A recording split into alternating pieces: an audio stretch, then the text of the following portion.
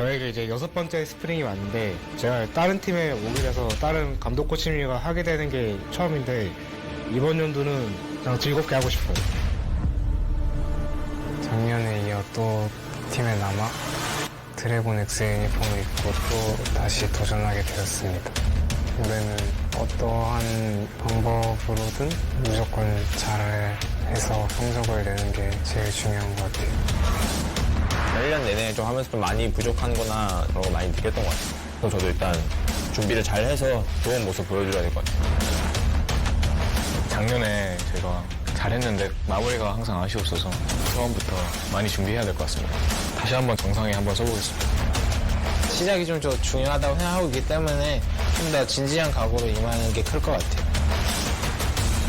경기를 다시 뛸 수 있어서 좀 설레긴 하죠. 저희 팀을 응원해 주시면서 뿌듯함을 느낄 수 있도록 최대한 노력해 보도록 하겠습니다. 이번 기회가 아니면 다시 돌아올 수가 없을 것 같아서 제가 앞으로 뭐 몇 년을 더 하든 간에 마무리는 LCK에서 했으면 좋겠다라는 생각으로 돌아왔어요.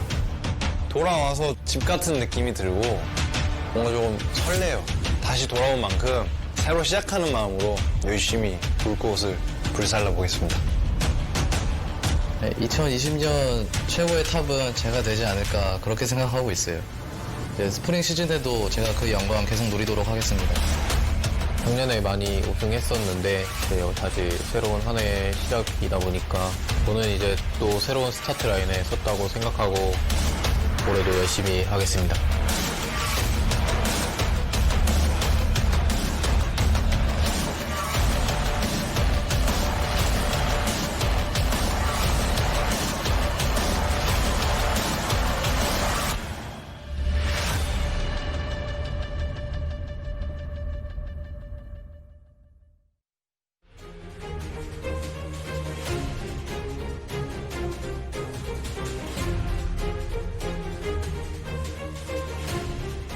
Welcome back, ladies and gentlemen, to LCK Spring 2020. I'm Atlas, still here with LS.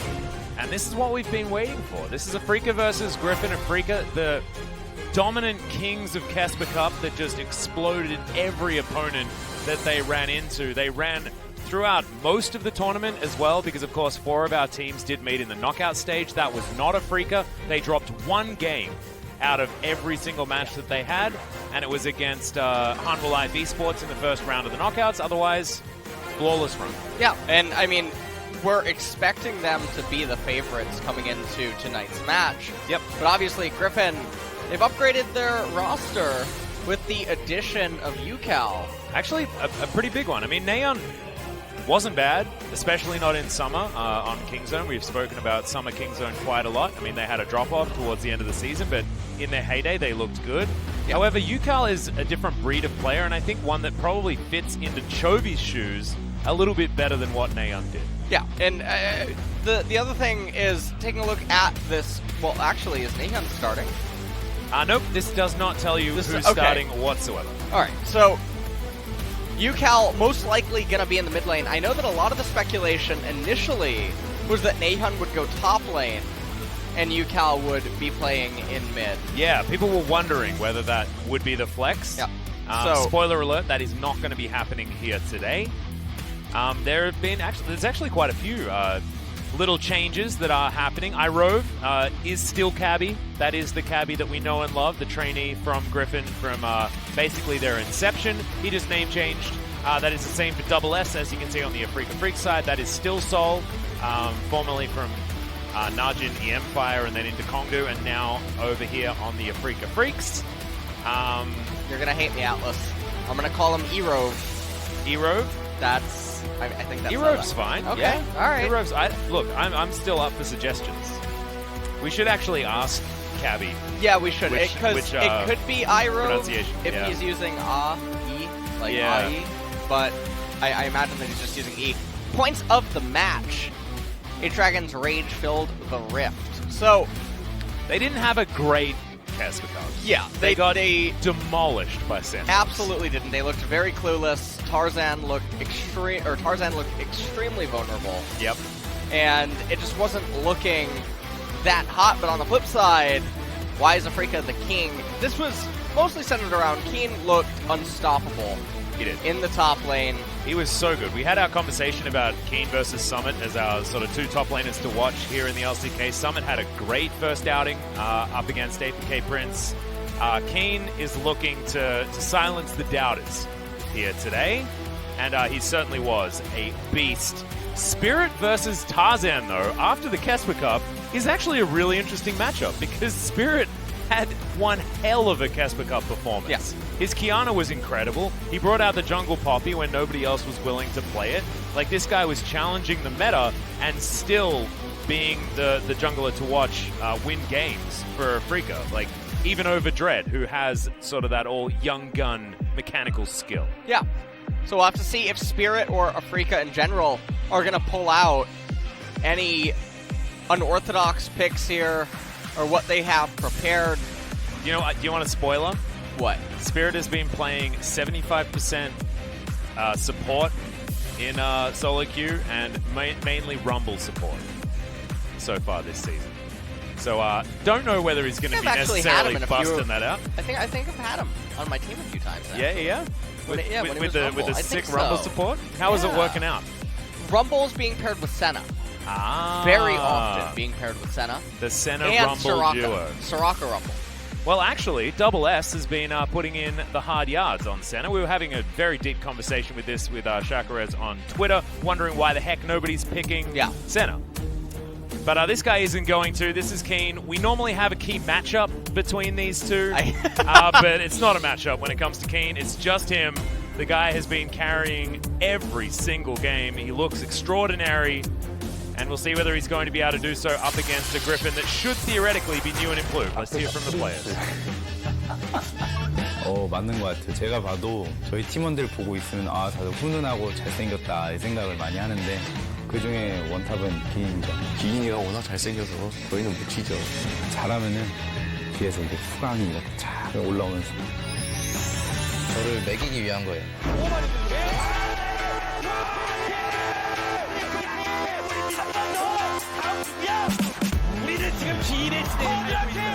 클라스가 그냥 기인 했더라고요. 잘 가봐야 4강. 우승은 절대 생각 못했어요. 진짜 팀 단위로 많이 잘 움직이고 픽도 유연하게 잘하고 플레이도 깔끔하고. 저는 뭐 그냥 버스 탔죠. 그냥 타워에 서 있으니까 기인이가 이겨주던데. 대회 날 특별히 좀 스크린보단 잘한 것 같아요. 다른 라이너 선수들이 기인이가 날아다닐 수 있는 판을 잘 깔아줬다고 생각해서 다음 우승은 꼭 리그 우승을 해봤으면 좋겠다는 그런 생각이 들었어요.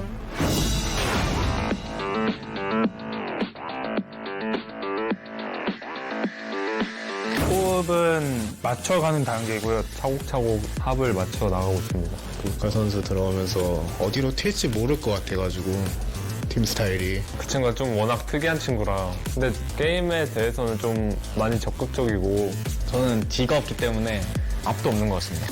하이리스크, 하이리턴을 좀 좋아하는 편이에요. 우연이가 정말 잘하는 미드라이너인데 타잔 선수가 파이팅 하셔야 될 것 같습니다. 네.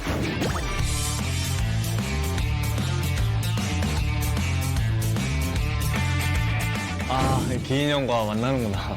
가끔 인사를 보내는데 얼마나 귀찮은지 뭐 대답을 하이 정도만 해도 되는데 한글로도 바꾸지도 않고 GD를 보냈는데 그게 좀 얄밉더라고요. 피곤하거나 약간 스트레스 받았을 때 답하기 귀찮을 때 약간 그렇게 보내요. 기인 형을 한번 혼쭐 내줘야 되지 않나. 혼쭐 당할 만큼 만만한 그런 사람이 아니라서 든든합니다. 그냥 굿밥 같은 탑이죠. 제가 탑로밍 좀 한 500번 좀 가려고요. 저도 미드로밍 뭐 자주 갈 것 같은데요. 기인 선수가 잘하는 건 맞지만 진다는 생각은 안 해봤어요. 제가 그렇게 밀리지만 않으면 이길 것 같아요. 그 마인드 마음에 드네요. 잘할 겁니다. 유진이 형 화이팅!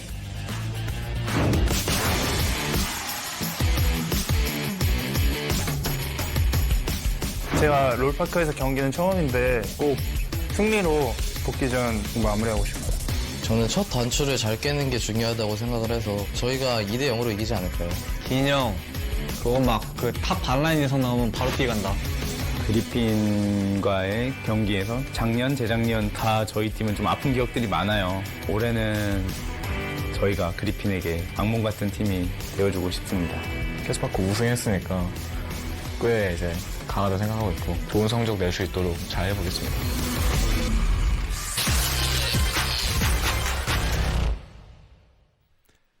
Well, we're going to be looking at the teams making their way out onto the Rift, but that was a lot of respect given over to the Afreeca Freecs for their Kesper Cup victory. Antara was talking a lot about what he's going to do on the top side of the map, and you're in for a rude awakening, ladies and gentlemen. He's not currently starting with the roster, not for game number 1, and on the other side of the Rift, Afreeca are starting today without Mystic. It's actually Double S that's going to be in that starting position alongside Jelly, so no Ben either. In fact, only one WE player allowed on this particular Afreeca roster. And we'll see whether that's going to change things up, change how this match is going to play out and what the picks are going to be chosen. Because I know Double S has actually been putting a lot of time into center. I know she's a bit of a forbidden word here because no one's been picking her, but he has 2 S's in his name, and that is in his entire name. And center starts with S, so it's bound to be what he's going to go with. I think that, I think that's really what he's getting. It's a sign. Plus Jelly plays too much Tom Kench, so it's likely that that's what's going to happen. But only time will tell as far as learning exactly what is going to happen. You can see it's going to be Sword, not Antara on the top side. The really interesting thing is in the in the trash talk that we were hearing. Yeah, inverted commas, Yeah. You know, it's really interesting to see what Fly said about how it's hard to predict their style once UCal has joined, because UCal and Keen used to butt heads in terms of stylistic preference for how the games would be conducted. Yeah, that was even when they were on the same team. Right, and there was even things that alluded to it by some of the mic checks that ended up happening, where Keen wasn't amused with some things that ended up happening. So UCal likes to be aggressive, he likes to fight, he likes to try to force things, whereas Keen's more calculated and waits for opportunities, really, to, he creates the circumstances for it. Now, UCal mentioned roaming, but he's against a mid laner that's known for roaming and known for unorthodox playstyles. So it'll be an interesting dynamic to see how the two teams do end up colliding. I do think it will be what can UCal really do versus what Keen offers. But then also, I just think that Keen has more backing him up on his team than UCal is most likely going to find Aiden, especially given the discrepancy in top lane. Yeah. Doesn't exist anywhere else. That is certainly going to be the rough stage. I mean, we'll have to see how Double S is actually going to play, because that's the other discrepancy that you could potentially see in this matchup, and it's Viper and Irove against Double S and Jelly. Because Double S isn't the player that Mystic is, doesn't have the pedigree that he built for himself over in the LPL. Still, he's an alright AD carry, and did do his due diligence on Kong the Monster for quite some time, and wasn't exactly the reason why that team was so awful. There's a Rumble ban against Afreeca. I don't know whether that's a Rumble jungle ban, because the player that I've been seeing playing in fact, Keen and Spirit have both been spamming Rumble, to be fair. But Griffin are looking to try and pinch Keen as much as they can by the looks of things. And Afreeca is saying, no, UCal, you're not playing what you want. Well, Yasuo banned away. And it's very interesting. These bans have deviated from what we've normally come to expect so far. Please just ban on, please. Please ban on. Afreeca, don't let Sword just first pick on. B1 Ornn is one of the best. Maybe even best one. Are they going to leave Akali up and ban on? I'd almost say at this stage that would be a good idea. Nah, Akali's going to be banned. They're not going to risk it. And now Sword is free.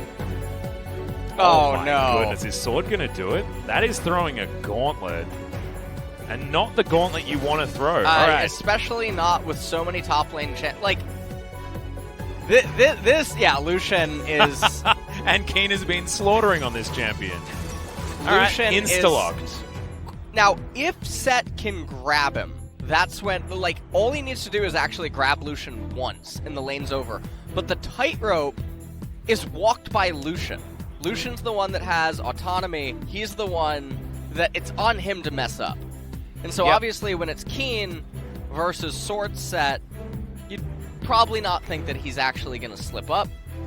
This is a danger, though, because now Griffin are free to pick up the Ornn for themselves. They are going to grab that one here. I was half expecting the Ornn to be picked up for the mid lane. It was Fly that debuted it in the Kesper Cup, and actually to great effect. as well. Not going to see it this time, and are we going to see our first There it center is. in the hands of Viper? We are. Certainly a pick that does feel like a Viper champion. He was one of our best awesome dudes. In fact, was probably like third best Vladimir in the league, and he was in the bottom lane for 2019. This is actually really interesting. This could be set flex, Ornn flex. I don't think possibly Ornn would go into the jungle. Although I will say that last year in 2019, out of all the LCK top laners, or not top laners, players, only Tarzan ever played Ornn jungle once. Yep. Out of all the junglers. So that being said, they can also play the Ornn center bottom lane if iRove wants to do it. Alice. Would that be too much for you? Would you be too impressed? Alice, please. Karthus. Yeah, this is Spirit, and this remember. is actually really good. It's a very good identification of what is happening in the draft. Actually, an insane ban right here. Elise pinched as well. Probably going to be Gragas that's going to have to bite the bullet. Sense. Yeah, Gragas bites the bullet next. Find that Gragas button, boys. Can you do it? Ban the Gragas. Talia already taken away. Karthus, Elise, Rumble, and Braum. Gragas not banned. So, Spirit. Yeah, free to lock it in. Does What? it instantly. That's called a fumble. Honestly, you banned Braum. What's going on here, Atlas? I'm not sure whether I can really let you know there, because Afreeca knew exactly what they wanted, and Griffin should have known exactly what they wanted also. Is going to mean that Fly is going to be piloting the Pantheon in the mid lane, which does give Set the opportunity to go there. Yes. And it's likely that Sword is going to be on the Ornn. So Lucian also a bit interchangeable, and of course Keen and Fly interchangeable as well, as Tarzan going back to an old favorite by the looks of things in the Lee Sin. But Gragas has so many more modes than the old Lee Sin does. And Griffin are going to lock it in. I mean, they do have a front-to-back team composition, as instantly Jelly says, give me that blitz. And Blitzcrank has been considered that pick into center that many people really want to go towards. The Blitzcrank ends up getting picked up here, but there's a lot of targets that Griffin doesn't really mind if it gets pulled, even though you can have one of those game-ending hooks. Personally, I think Morgana is a lot better in this spot. Her shield is so valuable against so many of Griffin's champions. That's a good point, yeah. But Afreeca, interestingly enough, they ended up with the kind of theme draft that I would have expected more out of Griffin, especially having UCal, where they're very aggressive. They're very in your face. They're very, I need to get ahead, I need to win. With that Pantheon Lucian, Gragas gonna be able to itemize in a way that gives him essentially true damage against the opponents. But with the Ornn, with the Set, the Senna, the amount of scaling that is on the side of Griffin, it's nothing to scoff at. So there are obviously some champions that aren't going to make it the full way. But UCal will be piloting that Set in the mid lane. And we'll see if we get any sort of lane swap shenanigans that happens once we get into the game. Yeah, it's interesting that Keen is the one that's going to be playing the Pantheon. I was expecting a lane swap, but I don't know whether I was necessarily expecting a player swap. Yeah. Because Keen is just so good on the Lucian. We saw just how powerful he was during the Casper Cup on that pickup, and we just know Keen as that guy that can finesse out a lane like that so well. That being said, it is going to be the Lucian versus Set regardless. Let's get onto the Rift and see how Afreeca does navigating this one, because I think you're right. I think Griffin have themselves a composition that they're going to be pretty happy about. Viper going for the more utility-based center here as well. Glacial Augment picked up.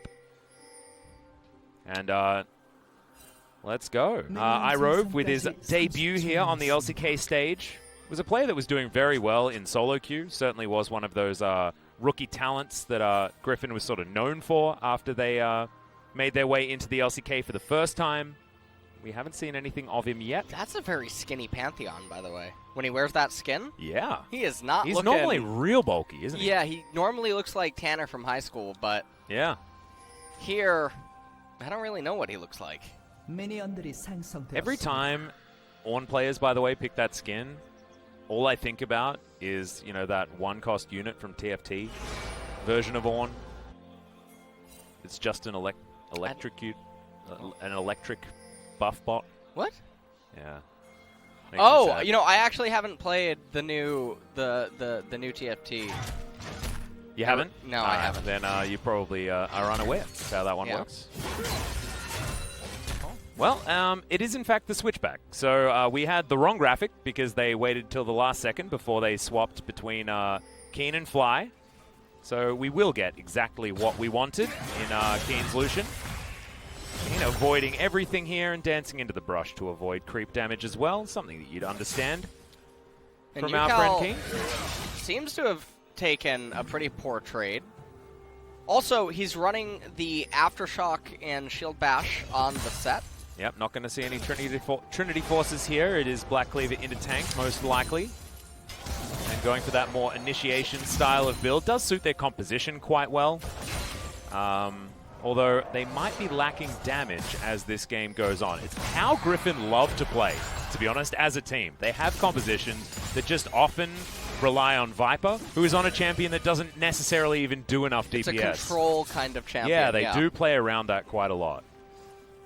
And so good to see that Griffin, despite, you know, changing CV Max out of the roster, Chovy leaving, Lahen's also leaving, going over to Harmwell Life, losing Doran to Dragon X also, still the Griffin that we know and love. So, still, they have to get through what can be a pretty tiresome laning phase, especially for Sword up here towards the top side. Keen is gonna look for more poke damage here as UCal. Yeah, Face Smash comes in here. Great denial of the damage of the Haymaker there from Fly. We're going to be all right. Pretty even trade, but still eating through the potions here on Fly's side, and he has to worry about mana, and UCal doesn't. Tarzan also here to help him out, but the Pantheon has dealt with the lane, and Spirit is now taking a little Rift Scuttle Yeah, on the and top Sword side. is... Yeah, he's just at the Forge. Yeah, he's given up on playing League of Legends. He wants to be a blacksmith. Built a Ruby Crystal first. And Keen is actually just endlessly shoving in. He's only used one of his Corrupting Potions so far, and it is ticking away. As you can see, Spirit up here just to provide coverage. Yep, backing on a ward, but they now have double coverage, given the ward that is about to time out, admittedly, from Keen, and then also the Rift Scuttle vision. You can see Tarzan not pathing up there at all. He's at his Krug camp right now. As Afreeca keep control of this wave for the moment. Teleport advantage there towards the bottom side, not even needing to be utilized as Viper takes that Cheetah recall. Fortunately for Viper, unable to finish his tier on first back, but does get some boots as well as another Sapphire Crystal there to at least begin his journey to the Manamune. Piercing Lights are not exactly what Sword has been enjoying so far this game. Yeah. Keen still piling up waves, still intending to shove in. Cloth armor now built by Sword. Yep. And ideally on Ornn, you want to get Bramble Vest as fast as you possibly can against Lucian. It is so powerful, especially against what Lucian tends to like to recall on, either the 900 gold recall for the Vampiric Scepter, or he tries to make it all the way to Bilgewater Cutlass. The item is just really good there. Keen avoiding the Searing Charge, but does have to flash to get out of the way of Tarzan. His position is now known, though. Fly taking so much damage there. But UCal, without the Aftershock, going to take a little bit more, and in the end, a relatively even trade. Doesn't feel that even, though, when it's set, and he doesn't have mana, plus has health regen options in his kit. Yep. Also, Doran's Blade plus Doran's Shield. UCal, he can outplay this. Fly, in fact, outplaying it relatively nicely as well, denying all damage, just with smooth footwork and everything else. Bit of a drive-by from Spirit, but otherwise no harm, no foul.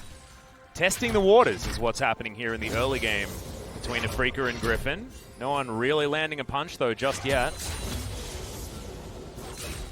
Well, I really do feel like the lane allocation has been a bit of a blunder in regards of, yes, the Pantheon's going even against Set, but that's not what you want to be doing. You don't want to be going even against Set. Pantheon typically wants to win his lane.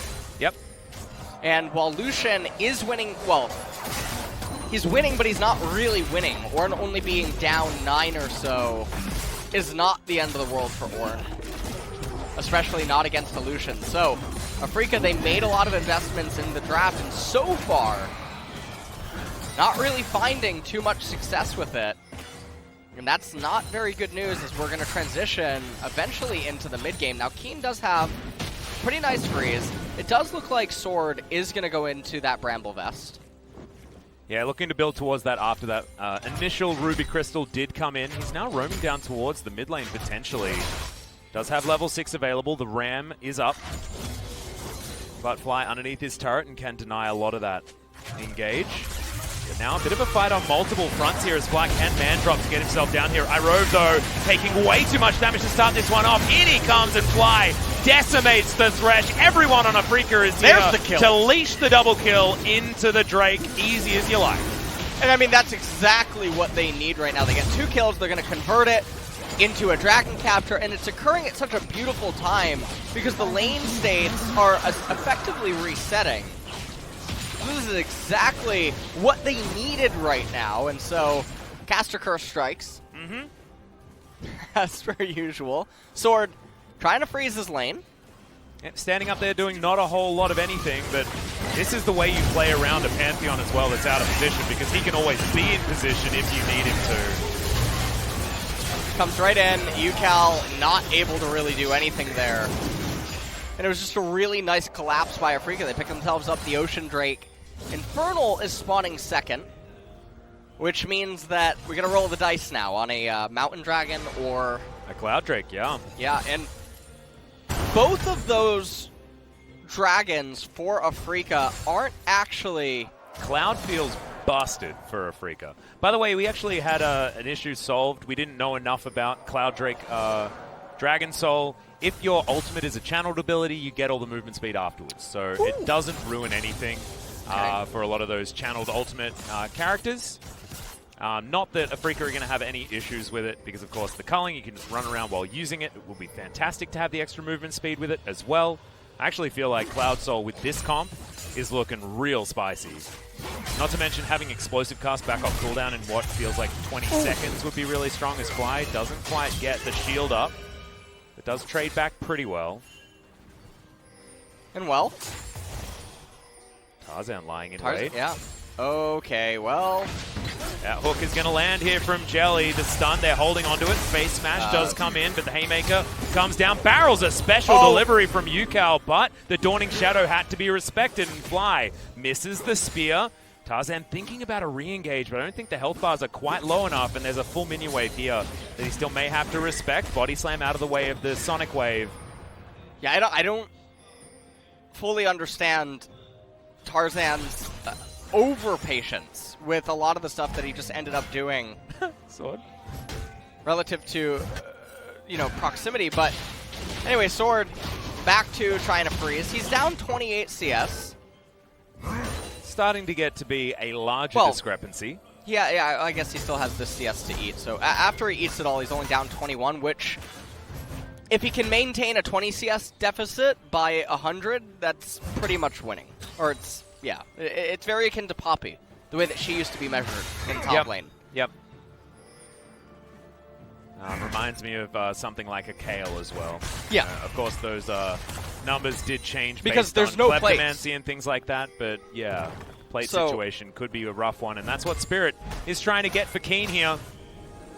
It's like Keen's getting married, and like having that crockery being bought for him. And you can see Keen's actually standing on the pillar, and I don't know if that just gave everything away. Doesn't have a lot of mana here either, as Keen is going to pull back, but there's the hook, and Keen dives in. Easy kill. Just in range of the rocket grab. And that's all too easy. Great roam from Jelly there as well. Yep. Love this blitzcrank play so far. Sword locked up on Ignite as well. Not going to have TP available. He's going to have to take a long trek back to the top lane. So he's going to miss out on quite a bit. Double S, that Calibrum forcing out a stopwatch from the Thresh. That's what happens when you have the Gravitum, the CC gun, as well as the long range. Jeepers, that's insane. He didn't even use ult. May have been able to kill him. Now Terrifying. Oh, hello. I guess Fly just does that to scare off the ward. Yeah. And doesn't even kill the ward because he knows the ward doesn't even want to see anything anymore. It's too frightened. It's not going to look. No. Actually, not. You know what? I can get behind that. Oh, thanks, man. Yeah. I like that. Well, Jelly is now a mid laner. Tarzan's going to have to be one too, but Yukal just run it forward with that Q. Jelly wanted to put him under the turret, but not going to be able to just yet. Fly might have to respect this and does. Flashes. Hook is going to land from Irove, and the hook is not going to land from Jelly. Now Viper fighting up against Double S. Has to get right into that Shrouded Mist, because that was not a trade he was going to win, especially not against the Severin. So I really hope that we get to see a replay about that, because there's some really subtle things that go on inside of that trade that isn't all that common. Also, I think that Tarzan actually missed his Flash R Insect. Oh no. So he will be losing Flash, but they did get the Flash away from Fly. It's a weird one to miss because, of course, you can't flash once the Dragon Rage kick has gone off. So Tarzan might have been a little bit too early on the flash and not actually channeled the kick beforehand. Because it's supposed to be kick flash, of course, not flash kick. Definitely a mechanical error, yeah. As Afreeca now, they're going to pick up their second Infernal, or they're going to pick up their second Drake of the game, and we are going to get Cloud Dragon. I'm excited. Looking forward to this potential Cloud Soul with all of these champions on Afreeca's side. And I was going to make a comment earlier about how Mountain would actually be a bad spawn. In the event that Afreeca would end up getting to it, getting Mountain Soul, their champions don't really build resistances, so there's not much amplification there. But also, the way that Griffin fights team fights is to actually try to wither you down first, or to look for something like a hook or something really hard CC with a shield just isn't going to matter, because it's pick-based. It's catching you out rather than periodic poke and whatnot, which Mountain tends to be really good against. So having the Cloud come up is really good. It's also really good because now, the thing that we talked about yesterday, Afreeca could take a third Cloud Drake and be like, okay, I'm done. We're never going to let Elder spawn. And then Cloud Souls don't really do anything. Yeah, and then they can also just choose to fight around Baron for the entire game. Right. And make sure that Griffin has to come to them to try and answer in those scenarios. Do completely understand. As Spirit is on plate delivery service. This is exactly what he promised earlier on. That searing charge was not what you wanted there. The culling flies on through. Irove is going to arrive, but the plates are still going to be delivered over to the Lucian. He's back to it, pushing out this wave. Feels like he can send an entire army up against Keen, but he has his buddies there as well, and everything's okay. Double S doing a good job here against Viper in a solo 1v1 bottom lane.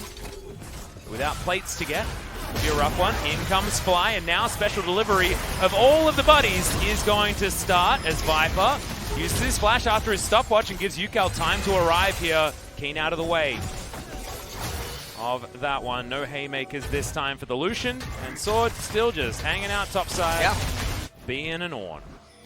He's just trying to farm up, and in terms of Ornn items, we're not going to get the Trinity Force yet again. We knew that though. This is the Aftershock set. We shouldn't even be surprised. It's alright. And also, after the set nerf that just came in... This is a very aggressive one from Sword. Jelly in position. Ornhorn coming down. Does nail onto a couple of members, but great CC timing from Jelly to deny the recast. And he can't even searing charge. Afreeca punish Sword to no end in that team fight, and will now be able to take the bottom out of turret if they so choose. And the stuff about this is that Griffin doesn't need to be making these extremely aggressive plays like this, because they win out by locking a small gold deficit and then just coasting. Fight continuing here as Fly gets kicked back. It's actually going to ruin things there for Tarzan. His own kick. It was very strange that the Q missed. But still, they're going to survive. Just a bit of biffo. But yeah, man, I mean, now I know what to take to a sword fight. I'm going to take Jelly. Oh, that's what I need. I just watched Jelly be the hard counter to Sword. Let's take a look at this. Everything was disengaged. There was no reason to teleport Sword in, and they did it. And also, there's so much disruption for R2 of Ornn that Afreeca actually has available if certain champions are in close proximity. So over aggression, and then it was a beautiful hook by Jelly that managed to bring Sword right back in. He times his punch so that he guarantees that there's no ram, and then lands the prediction hook. Really good. That's some stunning stuff. Really enjoyed it. Welcome, Jelly. Now I understand why he's here, not Ben. And even Soul having, not Soul anymore. Double S having a pretty good game. 1-0-1 now on the Aphelios. Not necessarily his time to shine just yet. As Keen proceeds back to the top side. Hasn't got any kills yet, which is sad for our carry of the top lane. But he'll get there. Now BF Sword. He's going for 007. Nice. Yeah, he's going for the James Bond. Then he gets the license to kill, and then he's allowed to get Exactly. So in game number 2, he's going to hard stomp. Yeah. Do you know what's sad? What? You only need to have 00 status before you get the license to kill, so that whole joke doesn't work. And we've been making it for years. Have I ruined League of Legends for you now? So you've gone quiet.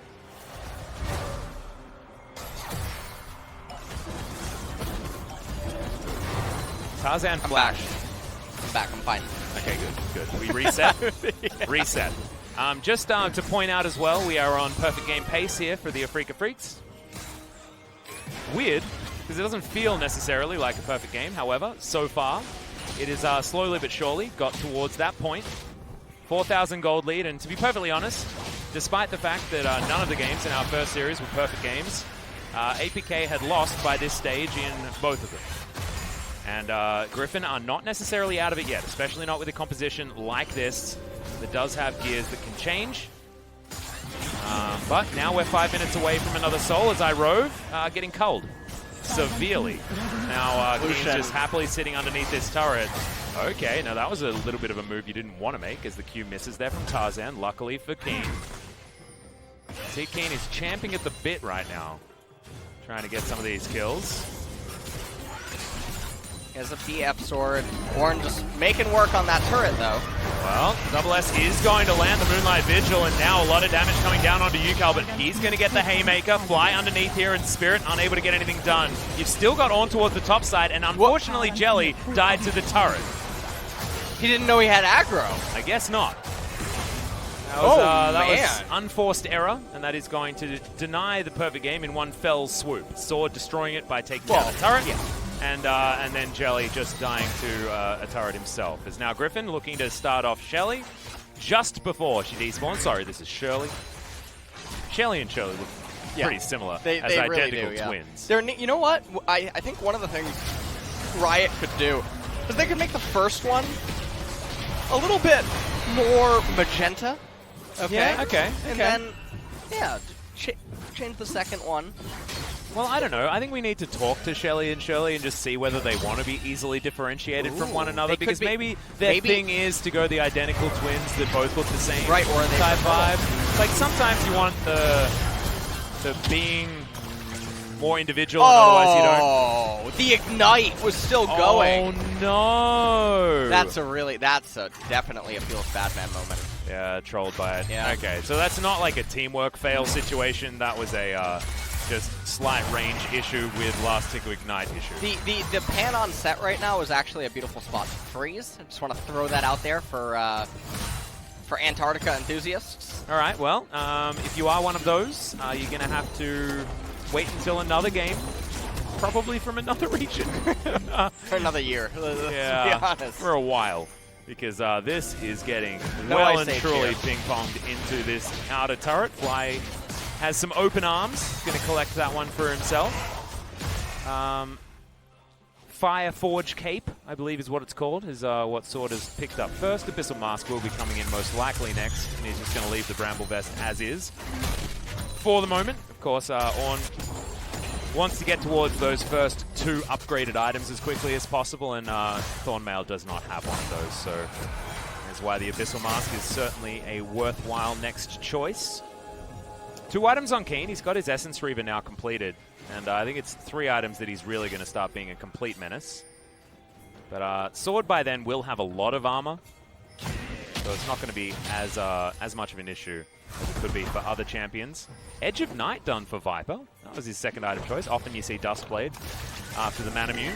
It's actually really interesting, by the way. Tarzan went for Merc Treads, but the amount of CC on Afreeca, it's mostly all knockups. Yeah, and also the amount of magic damage is quite low as well. It's virtually negligible, especially because Spirit ended up going Ninja Tabi, so he doesn't even have the Sword Pen boots, giving him that 18 magic pen, which I'm a little surprised about. And I think these things considered, Sword going into Abyssal Mask is a little strange. I actually think this is one of those spots where Frozen Heart can be really good as the second item on Ornn. We saw Finn do that in the LEC. Yep. So rather than going Frozen Fist and wasting your money, you can just go Frozen Heart, get that passive, and then couple it with Thornmail down the line, which he's definitely going to want to end up completing with the Bramble Vest. But we're going to have Abyssal Mask seemingly built here, and honestly, his team just isn't going to get a lot of value out of it. Nope. Same goes for... Oh, actually... As far as Black Cleaver goes, I mean, I know it's not exactly super easy for Set to stack it up. However, Viper will be able to utilize the lowered armor much better than a lot of other AD carries would, given the lethality that he picks up. Does like just flat armor removal. You do have that statistic. Might help Viper's damage be a little bit more relevant. As you can see, Double S looking for the ult and does find it here onto Yukal. Gets slowed down, but otherwise not going to get rooted just yet, and no issues now. As Shelly, she's going to try and get her charge denied, but it isn't going to happen. Does get a chunk out of that outer turret. The Piercing Darkness not doing too much here against the Afreeca Freecs. 12 seconds until that Cloud Soul is available. And the culling doesn't do quite enough there onto Griffin to soften them up. Oh, Hook is going to land. It's onto Sword. Survives for a very long time. But there's the ultimate, the Dawning Shadow to come through. Good flash, but it's not enough as Sword does turn this one around. Picks up Keen to start the fight, and Fly is going to be the next one on the chopping block. But now SS is there. Calibrum is charged. Spirit lands a really nice barrel, but he shouldn't survive. Oh, the Q! It misses, and Spirit's going to live. Piercing Darkness comes down. There's the body slam, and now SS. Can he find the AoE? Infernum was so good to have locked down, but doesn't get it just there. Had it in the offhand. Now Severum is picked up. Tarzan goes golden, and he's able to safeguard out. So, not able to deny the dragon just yet, Griffin. We are getting glimpses of what we talked about inside of the Champ Select, where the scaling on Griffin is insane. It is a lot stronger than that of Afreeca, and Afreeca ends up being reduced to Aphelios the longer that the game ends up going, because Gragas, he went for a utility build. He's not doing all that much by himself, and so when the ornaments start coming in, we got the first one online. I don't know if that's the Sunfire Cape upgraded or the Black Saber. We're going to fight. Yeah, Hook's going to land onto Yukal. Can he actually get the ultimate off? The Haymaker is in, and now the ult. Oh, it's barely just off cooldown. The Blitzcrank going to be the first to go down, though, and now Fly in position. Are we going to get the showstopper? No, Yukal just holding onto that button. But it is one loss on Afreeca's side, and Griffin have now all of a sudden evened out the kills. It feels like the flow of this game has changed drastically in the last 4 minutes. I mean, this is what we talk about all the time, or I try to mention a lot on broadcast, is scaling team compositions. So many things went wrong for Griffin this game. Sword had a failure teleport that ended up just getting punished. He got killed in top lane. He got absolutely pressured in top lane throughout almost the entirety of the game. Set ended up barely living, but fading something. They lost a lot of turret plates, but when the fights start breaking out in mid-game, the items, the champions, they speak for themselves and basically say, hey, we can function off less gold. We're more valuable individually. And so, even in this team fight, Spirit, if he had more damage on him, the Gragas would be able to do a lot more, but Aphelios, he's going to be the one-man army for Afreeca the longer this game goes. Starts it off with the hook right here, but then there's just no damage on the side of Afreeca, and this is where sinners get punished by saints. Well, I mean, I think Griffin are going almost too far into the Saint category because their composition almost lacks damage, but not here in the mid-game, where Sword is still doing relevant work, especially given the fact that he has the Bramble Vest. Sunfire Cape, fantastic, especially when it's Forge Fire Cape as well at this stage, is actually doing relevant damage here. Afreeca will get to a point where they just have crazy amounts of damage with their double 80 carries, and Viper's not going to be able to eat through by himself.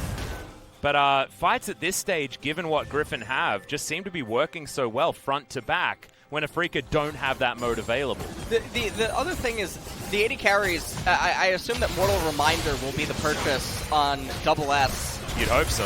As the Senna healing will become obnoxious the tankier that Set, Ornn, and Lee Sin get, as well as Thresh. Yeah. The longer that this game ends up going, and so... Might be a Morellonomicon second item for Spirit type game. There we go. And by that I mean third. Rudy Echoes does count. As it stands, heal and exhaust out on the Ornn. And now Afreeca, they're up 2,000 gold, but they are very far behind in this game right now. Yeah, it has certainly taken a turn. And now at 27 minutes, they have to be considering this Baron. Griffin going over. They're clearing out the vision that Afreeca have had there for so long. Someone tell Tarzan that Spirosojin is not in this game anymore. He's at Build-A-Bear Workshop right now with his items. Yeah, I'll have a gander at that when we're back in. Oh yeah, there we go. Okay, he actually just completed straight into GA. GA, okay. All right. You know what? I don't mind it, actually. I'm going to take that back what I just said. All right. I like it. I'm impressed. Yeah, next item is going to be that Black Cleaver. The only argument that you might have is that he might want to ornament one of his items a little bit earlier, and that would have been the argument for the Black Cleaver instead. I don't think there's an Ornn item now for level 14 Ornn to upgrade, which is actually really unfortunate. Oh no, Senna when Duskblade of Drakthar, yeah, so... You need a Ghost Blade so that the Wraith Blade can come in. This is one of the few things that tilts me more than Morello. What's that? When you have Ornn and don't build his items. That's a bad one. That is definitely a bad one. All you had to do was sign up, and you get something for free. Yeah, you didn't even do that. Sometimes, you know, you're at the cash register and you just don't want to sign up for that thing. You just want to go home. Yeah. And that's, I feel, what they're doing. Oh, man. Well, Spirit wants to save this, but I just don't know whether he's going to be able to. And he's not. Outer turret does fall down. Keen spends a hot minute down towards the bottom side, flies up towards top. They're going for this 1-3-1. But now Griffin, they've got what they wanted, and Afreeca were just a little bit too slow. Back comes in, and we've got a pair of Last Whispers. Lord Dominic's was actually what Double S decided to go with here. Maybe relying on Keen to grab the Mortal Reminder, and then Double S can come in with the shutdown kills. That extra % health damage could actually be relevant here for the Aphelios, especially depending on weaponry. Unfortunately here, Atlas, I wish I could go on a tangent about Mortal Reminder versus Lord Dominic's. I know that there's actually a Reddit thread that details everything. It was made by someone months ago. Okay. But I don't personally know it off the top of my head. I think the general consensus is Mortal Reminder tends to outshine it. And in this particular instance, you can understand why he's building it, though. There's so much HP stack on Set, on Ornn, and even on Lee Sin. He's going to eventually get that Black Cleaver, and they all do have armor. People probably would liken this to the Morello versus Leandri's argument, but I don't think that it's actually comparable. Well, with Piercing Darkness being so much AoE healing and something that Afreeca will want to deny, that is where the argument gets a little bit sticky. As speaking of denial, another Cloud Soul is going to be denied here by the Griffin squad. Keep those ultimates rolling through as quickly as you like. And having the Showstopper and especially the Ornhorn, the Call of the Forge God, really will be important. Afreeca clearing out vision, but it feels like they have sort of run out of steam here. Not what we're expecting from Afreeca's first showing here in the LCK after their dominance in the Casper Cup tournament, but still not over till it's over, and they still have over a 2,000 gold lead. lot of damage being built up here by Fly, but he really wants that GA to be done. Doesn't quite have it just yet. And now Keen on the bottom side. This is another mode that Afreeca's comp does have, is just opting in for full 1-3-1 and try and pull Griffin around the map and not allow them to have this death ball composition that does really rely on winning a team fight around a major objective in order to get anything done. They can still do this if they can pull Griffin apart. The Lucian eventually trying to get into a spot where he can threaten to shred a turret if Sword is locked out of teleport or something of that nature is definitely a win con. Do not be deceived if you were looking at the gold score at the top and thinking that Afreeca are in a commanding position right now. They're definitely not. Griffin are absolutely in the driver's seat, and fights are going to continue to favor them as Viper is allergic to free gold, as he's not building towards another Ornn item. No. Lee Sin will be the next Black Cleaver, and I believe that Irove or Erove will end up getting the redemption for the next ornament. Yep. So at least Sword will have something to upgrade, but Viper certainly sticking to the playbook when it comes to the build path and not trying to change that one up just so that he can get the free stats. Unless he goes for more lethality. I mean, he could theoretically get last item Wraithblade. Yeah. But wouldn't be what I would suggest, because once you have your rapid fire cannon, generally you want to augment that crit with an Infinity Edge. But we'll see. Yeah. Well, I mean, rapid fire is picked up. So, Infinity Edge, final item for Senna, it is an ornament. It would be a nice true. pickup. Yeah, of course. So, it's actually a little surprising that we didn't have the invert occur, especially because Griffin, the way that they conduct their team fights is by slowly moving up like a catapult and threatening an Ornn engage. And then usually what's going to end up happening is Afreeca will be the ones to panic and come into them, and then that'll allow Griffin to basically hold a phalanx, protect the Senna, and allow Ornn and Set to just rip through the front line of Afreeca. Well, we've now got double dominance. Keen decided not to get that one either as Jelly misses a hook. It was onto Sword though, and that might have started a fight that they didn't want in that instance. Stone plate completed on Set. Now, as of 10.3, I do believe that a lot of players are looking at this as the go-to build that'll end up becoming more popular, which is just a full-on tank set. Yep. I've spoken about it a bit with a few top laners. Whippo from the LEC, as well as some North American players. We saw Roach actually utilize it well yesterday. We were discussing this before, especially alongside this particular rune choice as well in the Aftershock. Afreeca trying to hold on to this this minion wave to allow Keen time to split push bottom side. He does have teleport available as Fly makes his way in. Tarzan down towards the side, but it looks like the wave clear is enough. Spirit plus double S certainly able to get rid of those, as now this inner turret does have to be defended, and you can see Griffin are opting in for an exit. So Griffin not exactly making leaps and bounds towards victory here, and they are falling further and further behind in gold as this game goes on. Another dragon to come up though, and this could be an opportunity for Griffin to not only threaten in the next 5 minutes another Cloud Soul option for themselves, and another fight for denial of the Afreeca Freecs, and they just want to get Afreeca into a position where they can do that. It's a pretty good soul. I remember, I think that we talked about this in Kespa Cup, that initially I don't like Cloud Soul inside of like solo queue or environments where the level of play maybe isn't up to par, but I think that the movement speed outshines Mountain in most cases, because it's not so often the enemy team composition is super prone to being vulnerable to Mountain Soul. Ooh. And we're having posturing for this fight, and it's going to be really hard to see Afreeca try to win this out. And like you said, you thought maybe Gragas would be the one that would move towards Morello, and he has with the Oblivion Orb. Yeah, he's just not there yet, right? Not for this fight, as Viper getting chunked down by the culling. Keen might have found an opportunity there, but Viper will have avenues to get his health back. Afreeca found themselves a time to get into this Dragon Pit area as Keen getting off towards the side. The culling nowhere near being completed just yet. As far as that cooldown, we're looking for the Cloud Soul. Horn comes in. It is secured, so we have Cloud Soul for Afreeca, but can they win the fight? The answer from Jelly is no. There's the Dawning Shadow. Lots of damage. Afreeca just getting torn apart, obliterated. And now Spirit, once again, the last man standing, fly down to the GA, but he'll be falling shortly afterwards. That's a clean ace. That's a Griffin team fight, and maybe even the game, or just a Baron. Yeah, and so this is...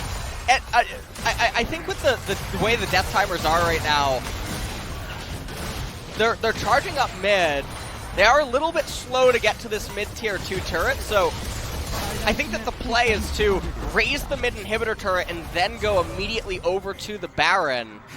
But yeah, you can see there's UCal wants to get the turret. Yeah. But they're going over. And a little bit of hesitation. We take a look at the replay, and really, there was just no way to win this. By the way, I did not think that Ornnie would actually hit the edge of that Baron pit and grant the knockup. Tarzan getting in on Keen, Dragon Kick, knocking up Gragas as well. And this is what we were talking about. Team fights are not going to be close. Even if this looks close, it's really not. Viper never in danger at all. Neither is Irove. Yeah, fights need to be on the terms of Afreeca, and I spoke poorly. The Lord Dominic's no longer does the health percent damage. That was removed. It's just more armor pen. For that item, it's hard to keep up with all of these changes. It's 10% more. Yeah, it's a bit more. 10% more. Well, when you're building a lot, like Sword and UCal are, it does feel like a lot more. I mean, if the armor, so 10% between 200 versus 250. Yeah. It's not that big of penetration when you compare that. There's lethality items and stuff. So when you start looking at it like that, I think that's maybe what the argument was about in regards to Mortal Reminder, healing debuff versus that kind of damage difference. And it probably takes a really large armor number for it to be to start mathematically really being better. To start being meaningful. And that's where I say that it's not really comparable to that of Morello versus Liandry, where Liandry just gives you madness, amplifies all the abilities, as well as the max percent HP burn, oftentimes will outshine the healing preventative. Yeah, well, Afreeca now trying to defend this inner turret. Not something that they should theoretically be able to do with a composition like this, given what Griffin have available to them. But see, getting to that siege minion is about as difficult as getting to Viper in a team fight. You can see Viper hasn't died yet. He's got a 700 gold bounty on his head, as well as being 100% killed contribution. Reminding me a lot of Caps' debut in the bottom lane in the LEC. Is now Keen. You can't cull anything, my friend. It's getting too dangerous. Redemption even in. Yep. To keep Griffin as healthy as you like. And there it is. There's the Redemption upgrade. Senna also went for the Yumus. Yeah, it was the Wraithblade finish. Yeah, instead of the Infinity Edge. So this is an interesting purchase. There's not a lot of armor on the side of Afreeca. Here's the fight, though. Yeah, Double S does get out of the way, but they are just doing this for zoning, trying to get towards this first inhibitor that they're going to take down very comfortably. Griffin move up, Griffin move back. And successful use of the Baron. They only had 25 seconds to go, but they are certainly taking this one slow and steady. There still might be a chance for Afreeca here, but it's just getting so difficult. Ronduin's now completed on UCal.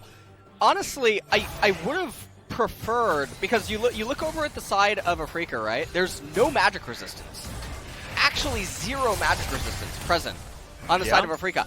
Why would you need to buy it? Well, that's a reason that you could go Thornmail. Yeah, that's a good point, actually. You get the debuff, you get the reflective damage, and it's so insane against so many of their champions. Pantheon will melt himself. Yeah, not to mention ends up doing hitting you with W. And if you've got Thornmail and the Sunfire Caves that both of these solo laners do have on Griffin's side, then that's actually a lot of hybrid damage that you're doing. It's so insane, and it makes it really good. So there's definitely some itemization changes that Griffin could have made this game to be a little bit different. The Morellonomicon Power Spike. Oh, has the just Forbidden landed. Book. Yep, it has been completed by I've heard Spirit. things about those. He found this mysterious tome in the library. It has all of this this graffiti on it. Yeah. From a guy, his initials were L and S or something like that. I'm not entirely sure. It says a whole lot of profanity on this book, but he found it and he hired it anyway. That's the ultimate that flies in. Gets a little bit of a slow there. Moonlight Vigil not exactly nailing it. However, they've got a lot of ultimate cooldown reduction. What do you think is like chapter 1 of Morello? It is why you shouldn't listen to LS. What? That's chapter 1.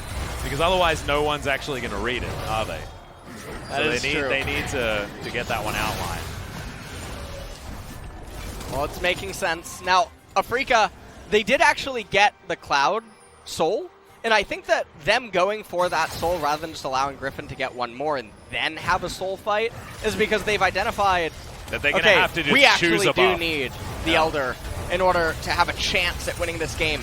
And honestly, the Elder Dragon is it is pretty overpowered. It actually is Yugi's deck. His grandfather doesn't have any bad cards, Kaiba, you know? Yep, it's also a really rough one against Yukal because he likes to go down to around 20% and then use his Haymaker to get that big old shield. Yeah. Not going to be able to do that as comfortably in that instance as now. Facebreaker comes in onto Spirit. Maybe not the priority target, but the Ram goes completely wide. This might be the opportunity for Afreeca, but Keen has to flash very early in this fight. The culling now on top of Sword, but he does escape from the set who flew in. Tarzan down to his JA, and Keen is wrapped around to try and take down this Stone Plate Sword, but he's so tanky. It's just ridiculous. Eventually, he falls, and now Double S is there with a lot of damage. They have lost a lot of frontline. However, Afreeca still couldn't do enough work to this squad. 1 kill. It took them that long to kill just an Ornn. Yeah, that Ornn is extremely tanky. And again, really surprised. He completed Ronduin's himself instead of upgrading the Bramble Vest into the Thorn Mail. So definitely surprising. Their Sword has teleport available. He will be able to go over to the Elder if... It's 30 seconds, man. Yeah, this Elder is alive. 4 versus 5 is what Griffin are going to have to do here because they cannot lose this bar. They might steal the game, Atlas. If they get this Elder Dragon, they're going to convert it into Baron.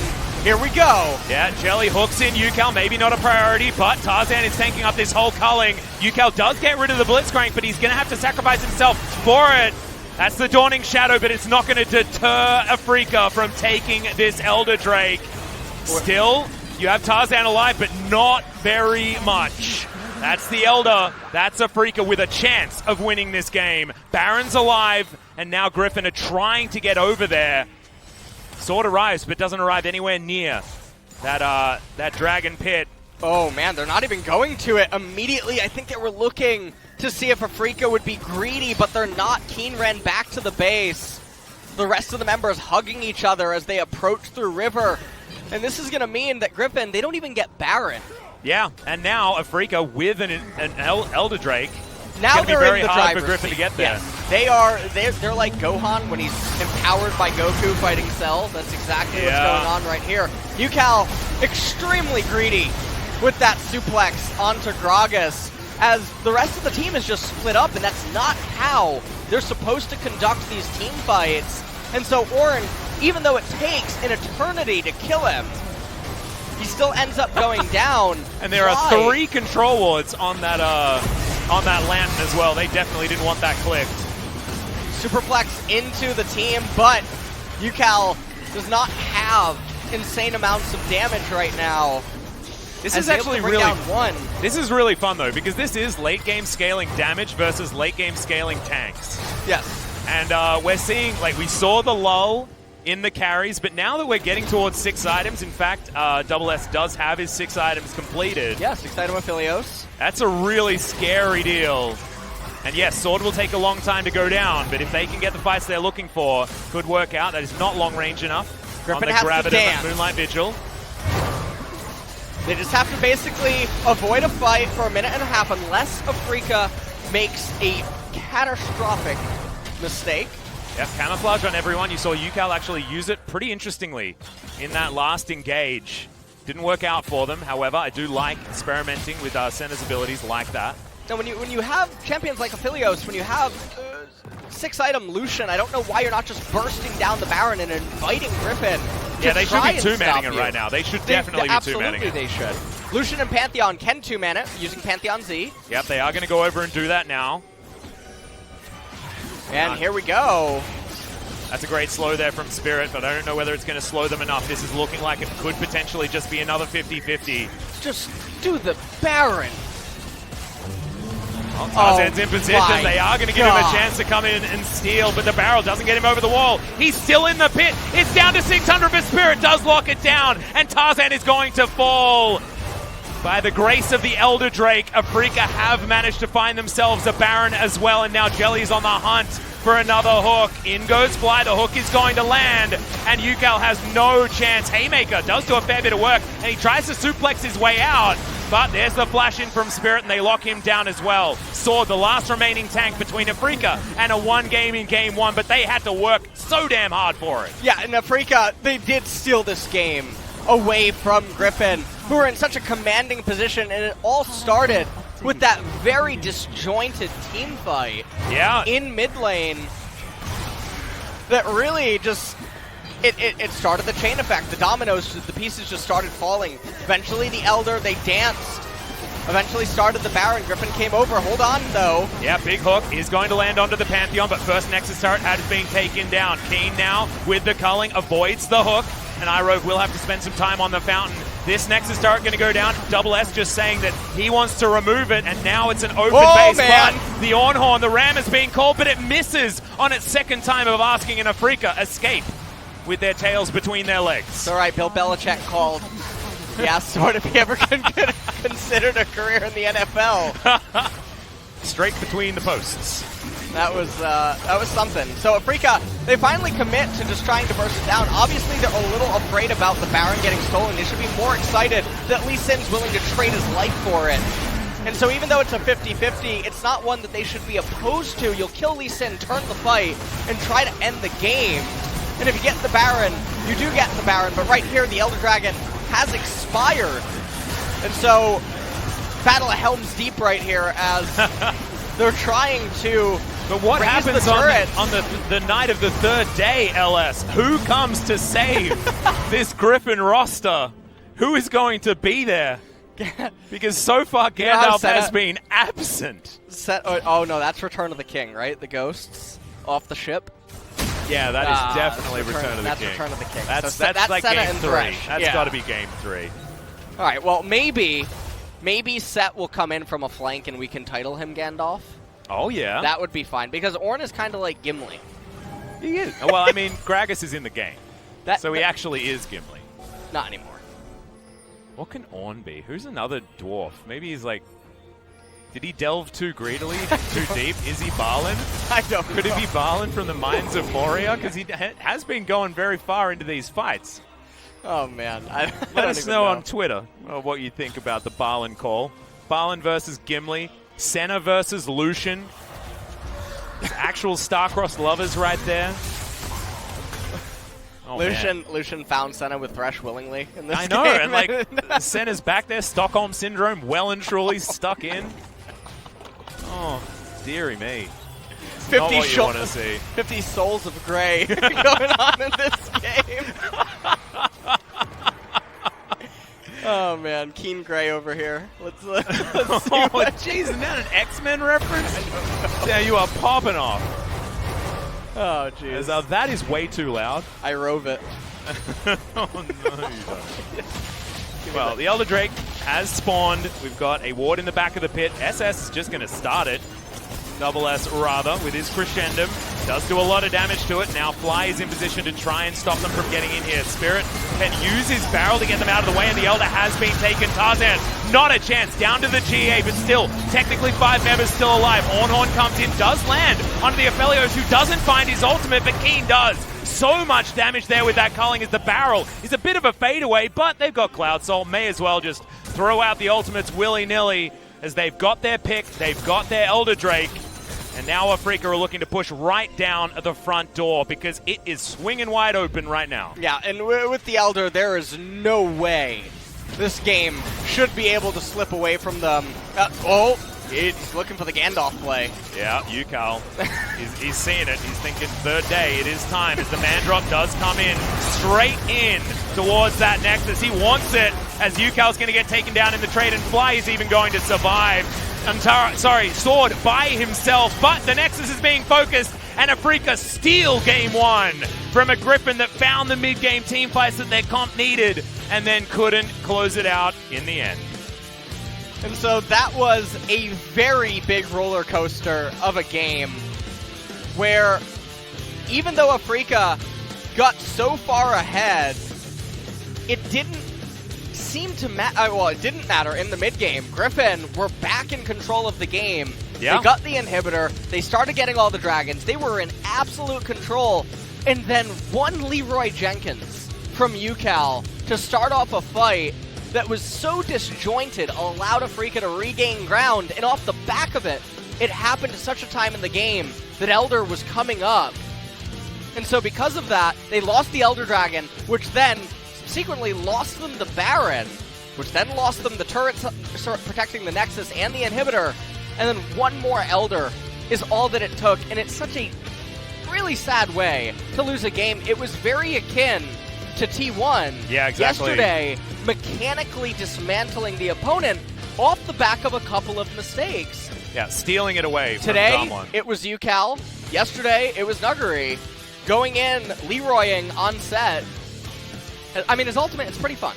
It is certainly fun. That probably not the fun version of it in this game, though, because now UCal backstage trying to see what this Griffin roster can do to bring us to another 3-game series, which will mean 3 out of 4 3-game series in our opening matches, which certainly shows how close things are in the LCK at the moment. But damn, Griffin, it felt like they had it, but Afreeca styling their way back in. And I think a lot of it comes down to what we were talking about with this damage array that they have, because look at the Aphelios damage this game, 54,000. And so much was on Viper's shoulders to get consistent damage on a champion that doesn't have scaling attack speed. It's really hard. It really is. And also, another thing about this game is the Pantheon was pretty much a non-factor. Yeah, in a lot of things. He didn't really do that much. And so, Afreeca, what's going to happen in game number 2 if Griffin doesn't have such a strong draft edge that can carry them despite the disadvantages they accrue so early on? Because if Afreeca gets the better leg of it, I think we're going to see a stomp. Yes, and also Afreeca are now on the blue side going into the next game. They can first pick the Ornn, they can flex it as much as they want as well. This could be even more difficult for Griffin, but they need to win if they're going to bring us to a 3-game series and give themselves the opportunity to win their first match here for Spring 2020. Let's see if they can after the break.